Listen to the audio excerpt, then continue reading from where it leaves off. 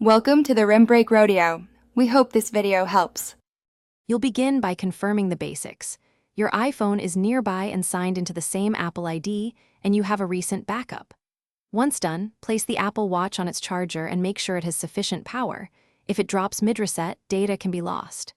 Next, open the Watch app on your iPhone, tap General, then Transfer or Reset Watch. This is the first actionable step that starts the unpairing and backup process.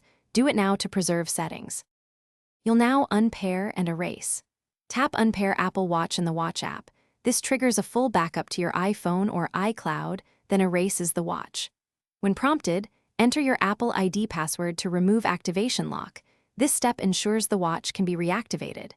Make sure Bluetooth and Wi-Fi stay enabled on the iPhone during the process, because the backup and erase exchange data between devices.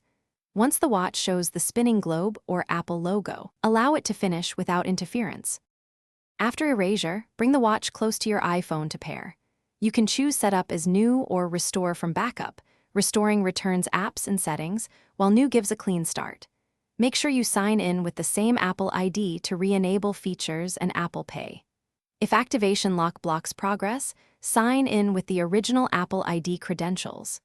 If the watch becomes unresponsive during setup, force restart by holding the digital crown and side button for about 10 seconds and try pairing again.